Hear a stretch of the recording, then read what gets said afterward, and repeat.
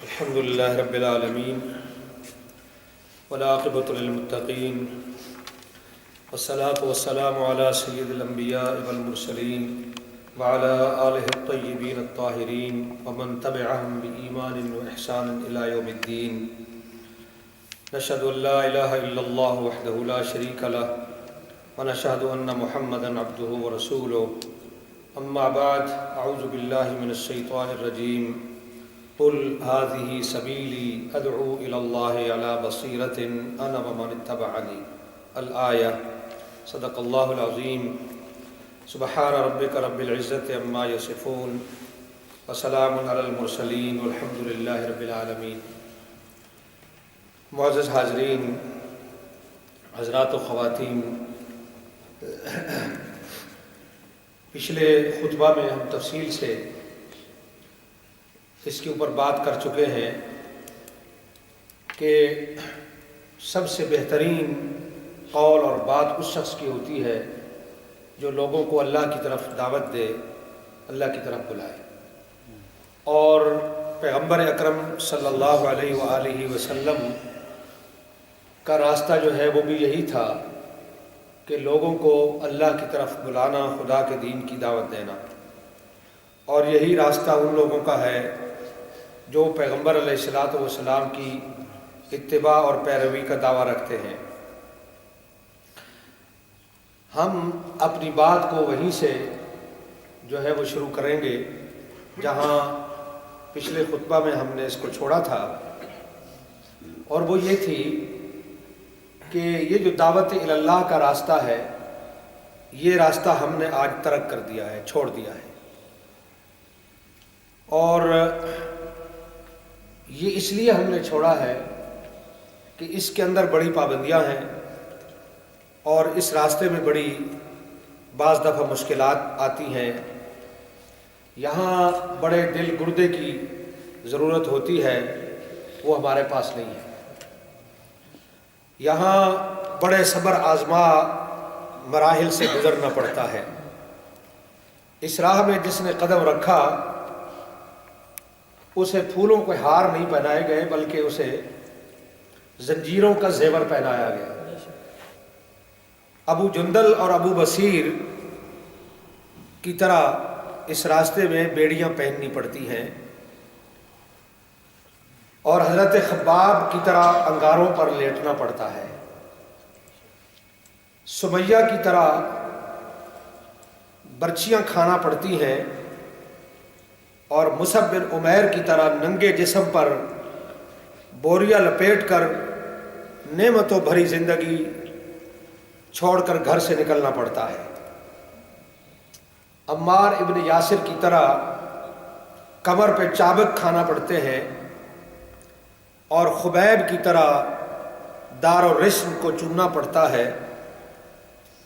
اس راستے میں ابو غریب جیل بھی ہے، اور یہاں گوانتانامو بے کا قید خانہ بھی ہے.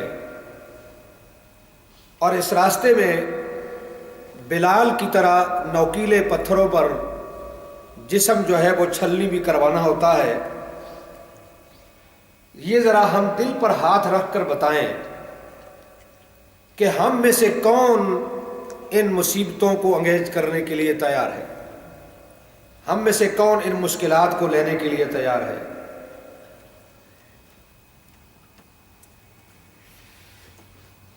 لیکن جب یہ راہ اختیار کریں گے تو یقیناً انہی دشوار گزار گھاٹیوں سے گزرنا پڑے گا. انبیاء کرام ان راستوں سے، ان مشکل گھاٹیوں سے گزرے ہیں، اور انبیاء کے نقش قدم پر چلنے والے جو دعوت دین کے داعی تھے وہ بھی ان مشکل گھاٹیوں سے گزرے ہیں. راستہ یہی ہے. وہ کہتے ہیں نا کہ انہی پتھروں پر چل کر آ سکو تو آؤ، میرے گھر کے راستے میں کوئی کہکشا نہیں ہے. یہاں پھول کی سیج نہیں ہے، یہاں نرم و گداز بستر نہیں ہے، تمہاری راہ میں قالین نہیں بچھے ہوئے جن کے اوپر تم چل کر کے آؤ گے. اس راستے میں تو یہ پتھر ہیں، یہ کانٹے ہیں، یہ مشکلات ہیں. یہی مصائب اور مشکلات تھیں جنہیں دیکھ کر شہید کربلا نے امام حسین علیہ السلام نے 9 اور 10 محرم کی درمیانی رات جو تھی، اگلی صبح کو فیصلہ کن معرکہ ہونے والا تھا، تو یہ 9 اور 10 کی جو درمیانی رات تھی، تو امام نے اپنے ساتھیوں سے خطاب کیا، بات کی ان سے اور کہا کہ کل کا دن بڑا شدید دن ہوگا، کل کا دن بڑا سخت دن ہوگا، جو میرا ساتھ چھوڑنا چاہے اسے اجازت ہے، اور ابھی وہ رات کے اندھیرے میں نکل جائے۔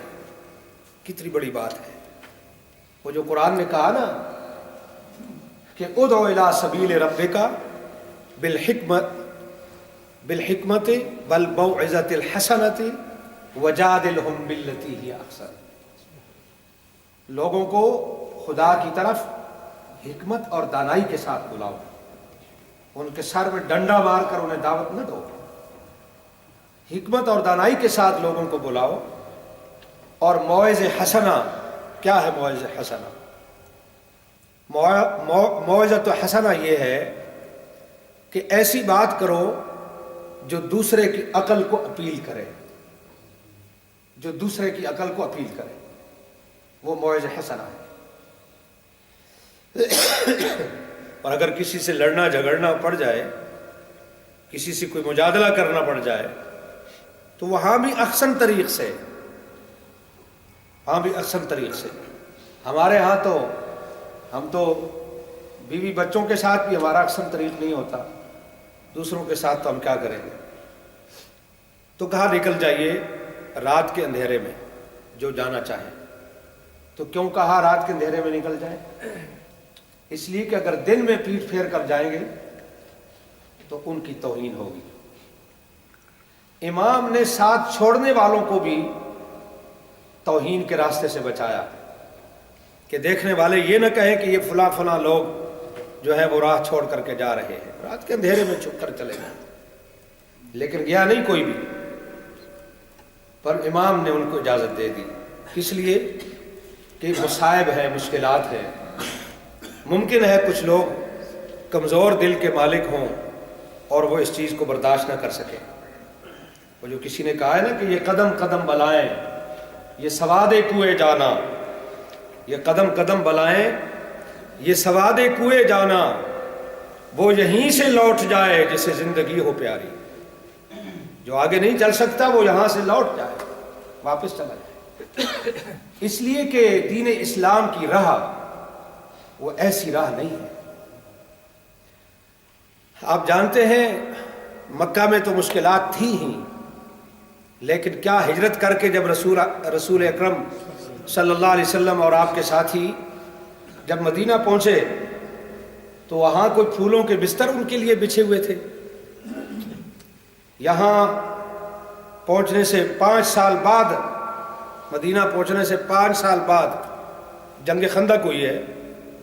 آپ قرآن کھولیں، سورہ احزاب نکالیں، اور آپ جنگ خندق کے اوپر، غزوہ احزاب کے اوپر جو قرآن نے تبصرہ کیا ہے، اس کے ایک ایک لفظ کو آپ پڑھیں، آپ کے جسم کے رونگٹے کھڑے ہو جائیں گے۔ کہ لوگ سمجھتے ہیں کہ مکہ کی زندگی مشکل زندگی تھی، ہجرت کر کے مدینے آ گئے تو سکون مل گیا، آرام اور راحت نصیب ہو گیا۔ مدینے آنے کے 5 سال بعد بھی صورتحال یہ ہے کہ قرآن بتاتا ہے اذ زاغت الابصار وبلغت القلوب الحناجر وتظنون باللہ الظنونا ہنالک ابتلی المؤمنون وزلزلوا زلزالا شدیدا۔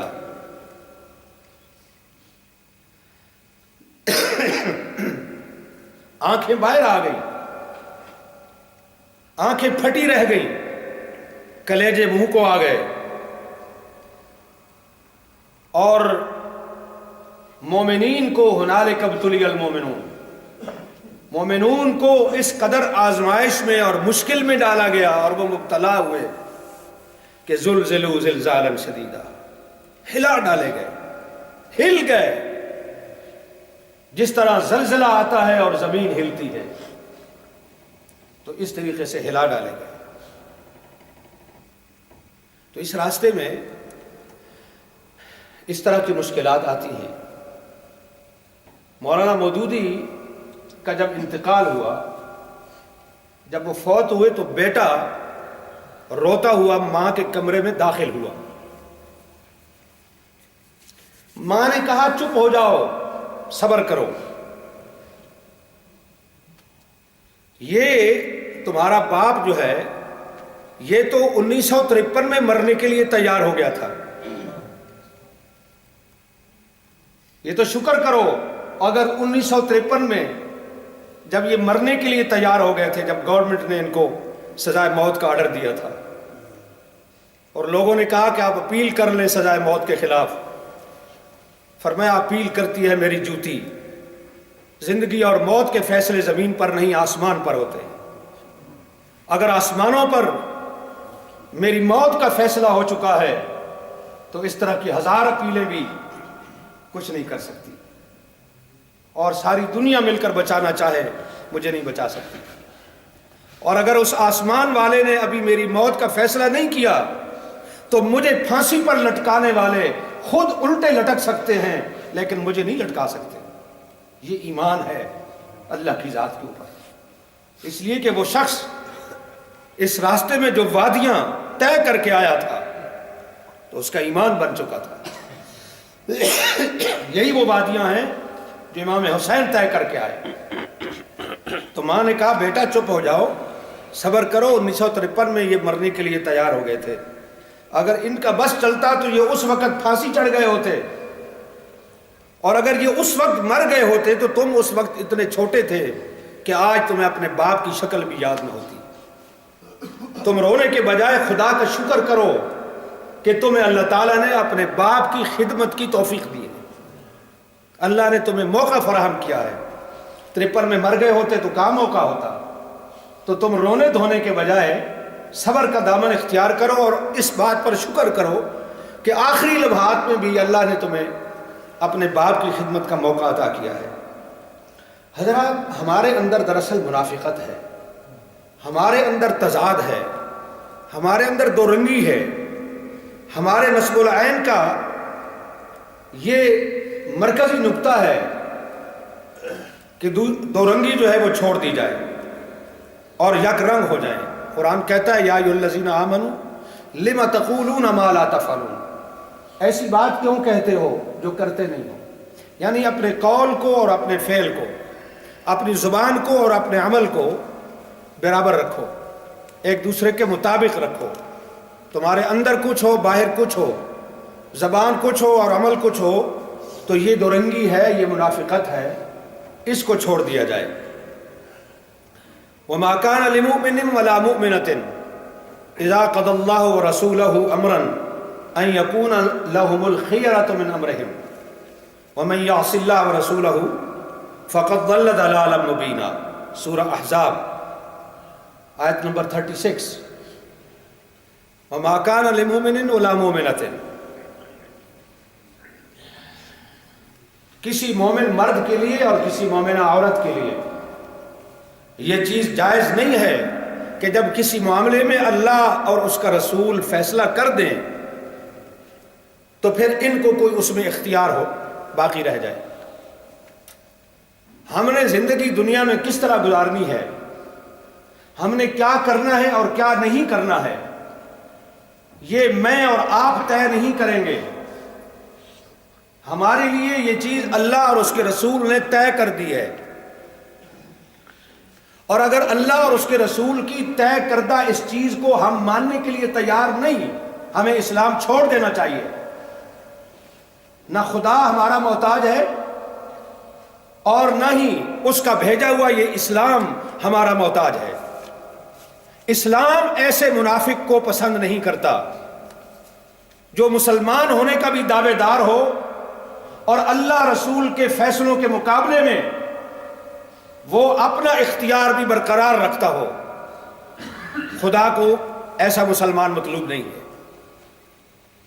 وَمَا كَانَ لِمُؤْمِنٍ وَلَا مُؤْمِنَةٍ إِذَا قَضَى اللَّهُ وَرَسُولُهُ أَمْرًا أَن يَكُونَ لَهُمُ الْخِيَرَةُ مِنْ أَمْرِهِمْ وَمَن يَعْصِ اللَّهَ وَرَسُولَهُ خدا اور رسول کے فیصلوں کے بعد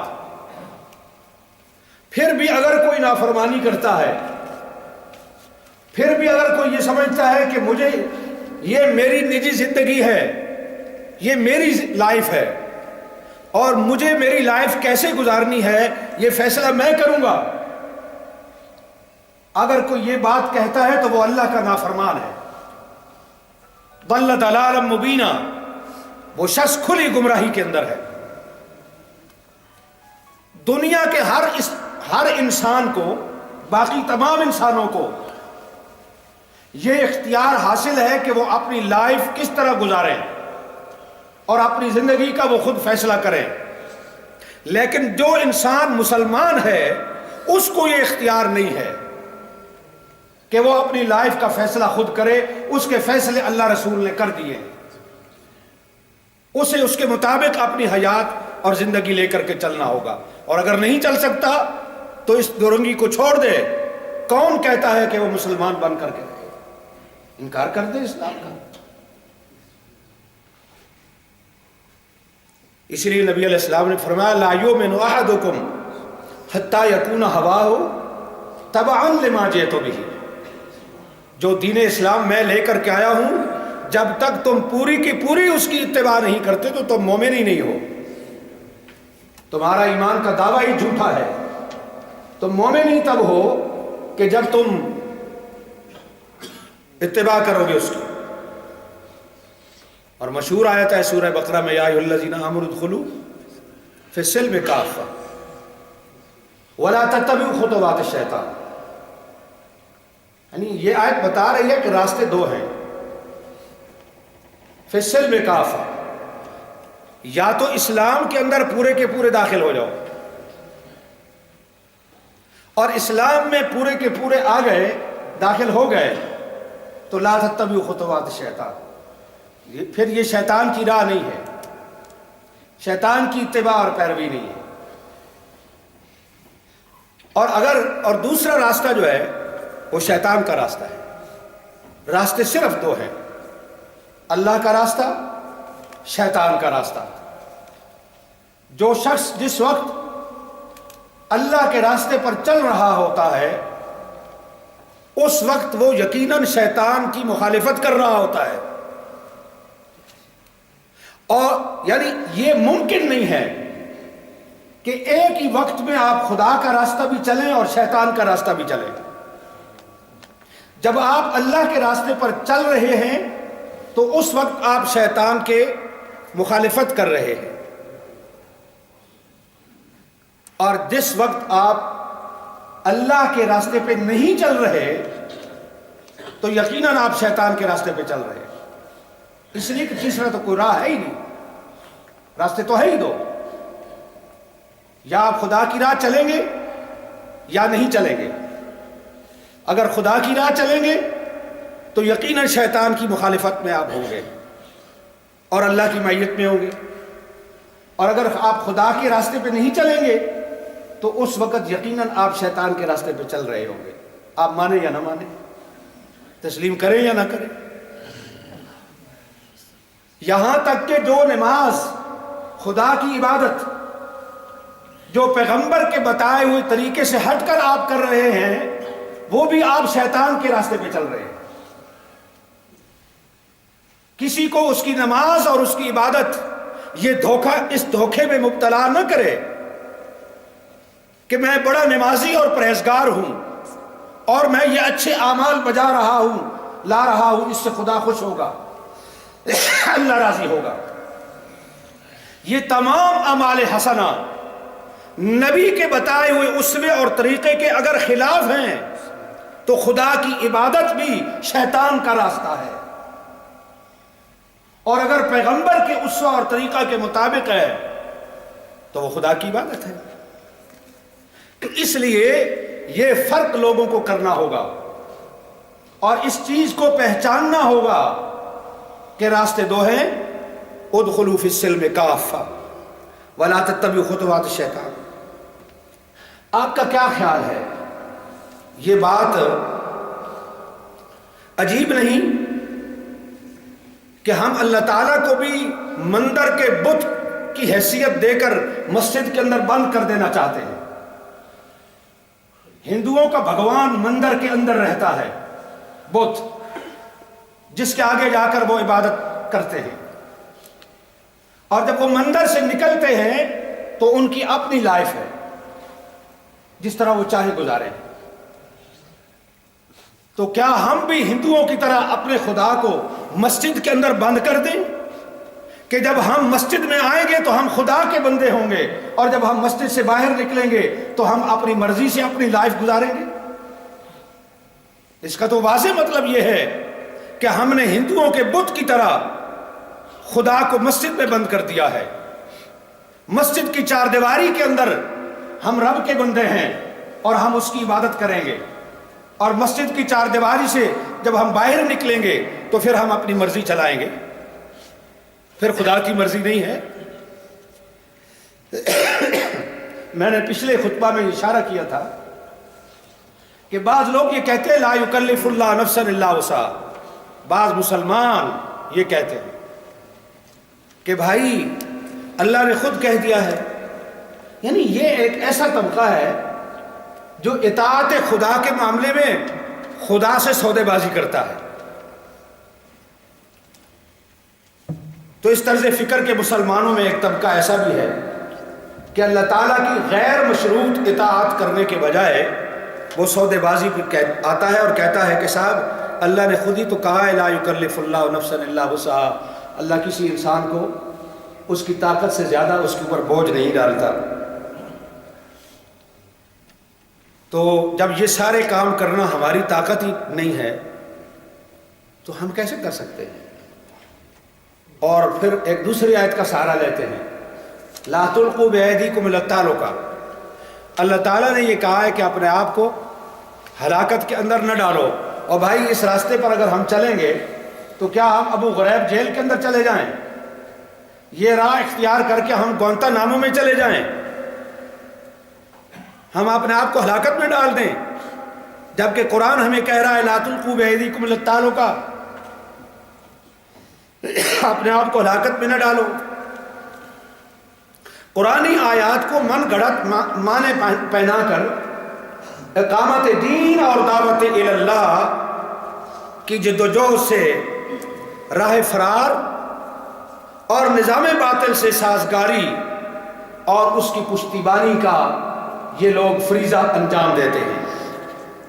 بلکہ بعض لوگ تو یہ صدون عن سبیل اللہ کا کام بھی کرتے ہیں، حالانکہ یہ صفت اللہ کے راستے سے روکنا یہ صفت ان لوگوں کی تھی جو پیغمبر اکرم علیہ الصلوۃ والسلام کے مقابلے میں ہدایت کا راہ روکنے کے لیے نکلے تھے اور کھڑے ہوئے تھے۔ تو یہ جو آیت ہے نا لا یکلف اللہ نفسا الا وسعها اور لا تلقوا بأیدیکم الی التہلکہ، اس کی تفسیر مکہ کی گلیوں میں، طائف کے بازاروں میں، بدر و حنین کے میدانوں میں خون کی روشنائی سے لکھی ہوئی ہمارے سامنے موجود ہے۔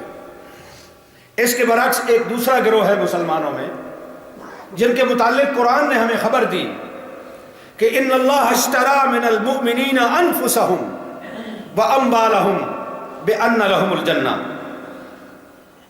یہ وہ لوگ ہیں جنہوں نے اللہ کے ساتھ سودا کیا ہے جنت کے بدلے میں اپنی جان کا اور اپنے مال کا۔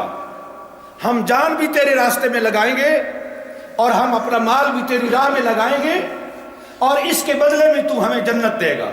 یہ سودا کیا ہے اہل ایمان نے اللہ کے ساتھ۔ یہ کون لوگ ہیں؟ غور کرو، جس معاشرے کے اندر رہتے ہو، جس ملک میں آپ رہتے ہو، غور کیجئے یہاں کے حالات کے اوپر۔ یہ دارالکفر ہے،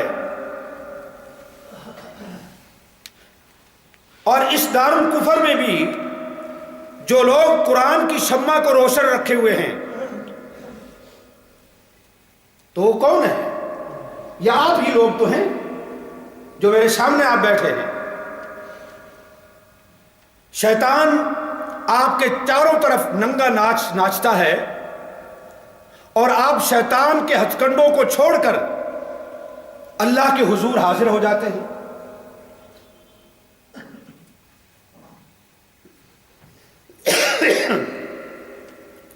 شیطان کی کھچار میں بیٹھ کر، یعنی شیر کے گھر کے اندر بیٹھ کر شیر کے ساتھ لڑائی لڑنا اور اس کے ساتھ پنجہ آزمائی کرنا، آپ کیا سمجھتے ہیں یہ کسی عام انسان کے بس کا روگ ہو سکتا ہے؟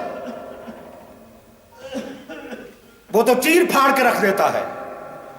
تو شیطان کے گھر کے اندر بیٹھ کر شیطان کے ساتھ پنجہ آزمائی کرنا اور اللہ تعالیٰ کے ساتھ اپنا تعلق بنائے رکھنا، دیار مغرب میں یہ مسجدیں، یہ اسلامک سینٹرز، یہ قرآن کی تعلیم گاہیں، یہ درس قرآن کے حلقے، یہ 5 وقت کی اذانیں، اور یہاں ہر سال احرام باندھ کر لبیک اللہم لبیک کے نعرے لگاتے ہوئے یہاں سے قافلوں کی روانگی، تو یہ کون لوگ ہیں؟ کیا میں ان کو اولیاء شیطان کہوں؟ کیا ہم ان کو عباد الشیطان قرار دیں؟ نہیں، یہی وہ اللہ کے بندے ہیں جنہوں نے دین اسلام کی شمع کو ان ممالک کے اندر روشن کر رکھا ہے۔ ان مساجد اور اسلامی سینٹرز اور قرآن کے تعلیمی حلقے اور مدارس اور ان کو قائم کرنے والے اور ان کو چلانے والے اور ان کے پیچھے چندے دینے والے اور اپنے مال کے ذریعے سے ان کے اخراجات پورے کرنے والے، یہ لوگ اس معاشرے کے اندر غنیمت ہیں۔ یہ بحر ظلمات میں شہری کے چراغ ہیں، یہ ان ممالک کے اندر مینارہ نور ہیں، ان سے وابستگی ایک بہت بڑی سعادت ہے۔ لیکن اس کے ساتھ ساتھ میں آپ کو یہ کہنا چاہوں گا جو میں پہلے عرض کر چکا ہوں کہ ادخلوا فی السلم کافہ، آپ اللہ کے دین کے نمائندے ہیں۔ کفر کے ممالک میں آپ کے کسی قول اور فعل کو، آپ کے کسی کردار کو دیکھ کر کے لوگ خدا اور رسول سے بدظن نہ ہو جائیں، ہمارے کسی کردار سے اور قول و فعل سے ہمارے دین کے اوپر دھبا نہ لگ جائے، داغ نہ لگ جائے، اس بات کی کوشش کیجئے۔ اپنے آپ کو اللہ رسول کے سپرد کر دیں، اپنے آپ کو اللہ کے حوالے کر دیں۔ تو جو منافقت، جو تضاد، جو دو رنگی ہمارے اندر پائی جاتی ہے، ہمیں اس کو اپنے سے دور کرنا ہے۔ باقی انشاءاللہ آئندہ میں عرض کروں گا۔ آخر دعوانا الحمدللہ۔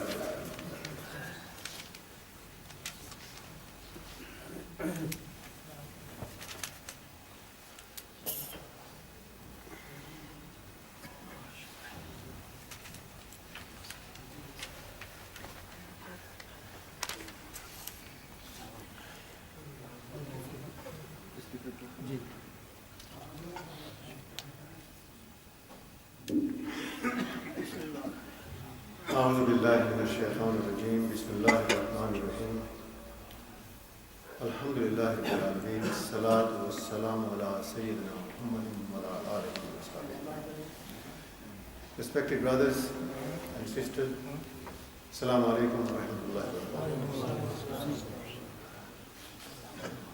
The subject that Mufti Sahib has touched upon since last week is the subject of dawah. Dawah means preaching. Dawah means presenting Islam to non-Muslims, those who have not entered the fold of Islam yet. He handled the subject from many dimensions, quoting numerous verses of the Holy Quran as to how it commands us, the believers, and points out to us that it is our foremost duty. Today he mentioned very important and very well-known verse of the Holy Quran. A'udhu billahi minash shaitanir rajeem. Ya ayyuhallazina amanu ادخلوا فی السلم کافہ ولا تتبعوا خطوات الشیطان انہ لکم عدو مبین. O ye people who believe, enter the fold of Islam completely and do not follow the footsteps of Shaitan, for he is your avowed enemy. So in this world, there are many, many, many distractions, as we know. And in this world, we are distracted, dissuaded, led off the track. And you will find that, generally speaking, there are no doubt many generous people. And I know that when appeal is made, Mufti Sahib makes an appeal for donations. Alhamdulillah, members of the congregation give generously. And it is to be admired. And we must pray for all those who donate in the path of Allah. But generally you will find that the last thing that people want to part with is money. They have money. And my experience is that people who have a lot of money, lots of money, their hearts are closed. They become tight-fisted. The more they have, the more they become attached to it. This is my experience. There are, however, one or two exceptions, as there always are. But you know, it's amazing that when one is enlightened, when Iman enters one's heart and becomes established, when one sees the light, the first thing he wants to do is to share this light with others, to enlighten others. It's very important. And then also what happens is that person who enters the fold of Islam completely and his heart is enlightened, then he gives in the path of Allah also. Then he becomes humble. Humility becomes one of his attributes. He cares and loves others. For Allah subhanahu wa ta'ala, in fact Rasul Akram sallallahu alaihi wasallam, he told us that you are not a true believer until you love for others what you love for yourself. Until you desire for others what you desire for yourself. So if we wish to please Allah subhanahu wa ta'ala, if we wish for ourselves Jannah, then we must also wish for others Jannah. So the point is that we descend from one man and one woman. Globally, we are one family. In humanity, we are all brothers and sisters. And therefore, it is our job to pass on the message to them. Mufti Sahib read this ayah from the Holy Quran, very important ayah, Surah Al-Nahl, chapter 16, verse 1 to 5. Ud'u ila sabili rabbika bil hikmati wal maw'izati al hasana wajadilhu billati hiya ahsan. Invite all to the way of thy Lord with wisdom and beautiful preaching, and reason with them with ways that are best and most gracious. This is the command of Allah subhanahu wa ta'ala.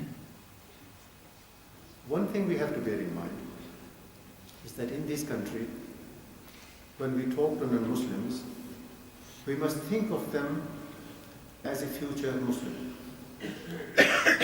A person who is a recipient of the message of Islam. And you will find that your attitude will change. Your approach will change. Your mindset will change. It's amazing. Try it. Just talk to them as though they are the recipient of this message. They don't know Islam and we have to pass on the message to them. Believe me, your attitude will change. Words will come to you. Last week, Mufti Sahib mentioned very important ayah of the Holy Quran from Surah Fussilat, chapter 41, verse 33. وَمَنْ آسَنَ قَوْلًا مِمَّنْ دَعَا إِلَى اللَّهِ وَعَمِلَ صَالِحًا وَقَالَ إِنَّنِي مِنَ الْمُسْلِمِينَ. Who is better in speech than one who calls men to Allah, works righteousness, and says, I am of those who bow to Islam. وَمَنْ آسَنَ قَوْلًا مِمَّنْ. Who is better in speech? You know, speech is a faculty that we human beings have been given. It is one of the highest faculty that Allah subhanahu wa ta'ala has blessed us with. For instance, if we compare ourselves with animals, animals have eyesight which is better than ours in many respects. Many animals can see in dark, complete darkness. Human beings can't. Animals often have hearing which is much better than ours. The sense of smell, many animals have intense sense of smell. They can smell things that we human beings can't. But this faculty of speech is Allah subhanahu wa ta'ala, is the faculty that Allah subhanahu wa ta'ala has blessed us with. And it's amazing that in our brains there are certain compartments. A compartment may respond to hearing, there is a compartment at the back of the brain responds to seeing, and this compartment which gives us the ability to speak and understand speech is the biggest part in the brain, is the biggest compartment in the brain. Such is this faculty that Allah subhanahu wa ta'ala has blessed us with. So now when we speak, and if we speak sincerely, when we talk to others, if we have Iman in our heart, then the words we speak will touch others. You know what comes from the heart touches the heart. Often I see people talking and they call it dawah. Regrettably, I see that it's a monologue, it's not a dialogue. It's just one person talking, not bearing in mind whether the other person, the recipient, whether he or she is prepared to listen. Whether what we are saying, is it at their level? What is the background of the person that we are talking to? What kind of speech, what kind of words will they respond to? We have to take into account all these various perspectives. Allah subhanahu wa ta'ala tells us in Surah An-Nisa, chapter 4, verse 63, وَقُلُّ لَهُمْ فِي أَنفُسِهِمْ قَوْلًا بَلِيغًا. And speak to them a word to reach their very soul. A word that may touch their very soul. These should be the selection of words. And these words will only come, believe me, if we believe firmly ourselves. Because when we believe firmly ourselves, then that belief will be translated into words and actions. Then naturally we shall always bear in mind that whatever we say, whatever we do, Allah subhanahu wa ta'ala is with us and He's watching. So again, Allah subhanahu wa ta'ala will then grant us taqwa. And when this firm belief or firm iman comes, then greed goes away, pride goes away. Humility replaces it. Generosity replaces it. Being sincere to others replaces it. And then preaching comes automatically.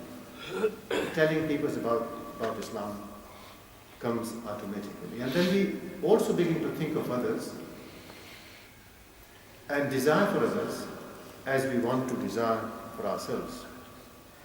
And as Mufti Sahib mentioned, and quite rightly so, that when you begin to preach, then be prepared for opposition. Opposition will come. As we see in the life of the Holy Prophet sallallahu alaihi wasallam and the companions of the Prophet,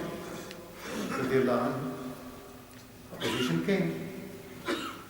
But Allah subhanahu wa ta'ala then gives the strength to face that opposition and to quench that opposition and to overcome that opposition. It comes with the blessings of Allah subhanahu wa ta'ala. In this country, this duty is bestowed upon us, and I'll end with these last words here. The opposition is there without us asking for it. However, our character is inviting it. You see, with all the Islamophobia that we have around us, what we should be doing is to be building image. We must be trying our best to do image building, image of Muslims, image of those who present Islam. So that if somebody hears something on the TV, sees something on the TV, reads something in the newspaper, they will say, no, I have that friend, he's a Muslim, he's not like that. I talk to him every day. No, this is wrong, this is media. They are telling lies. They are fabricating stories. Muslims are not like that because we have succeeded in building image of a Muslim. Regrettably, this is not the case. Our population in this country is something like 2.5%. Population in prisons of the Muslims is something like 20-25%. We have failed. So it's time, brothers and sisters, because alhamdulillah, Allah has blessed us all with Iman. We must inform our Muslim brothers and sisters who are not here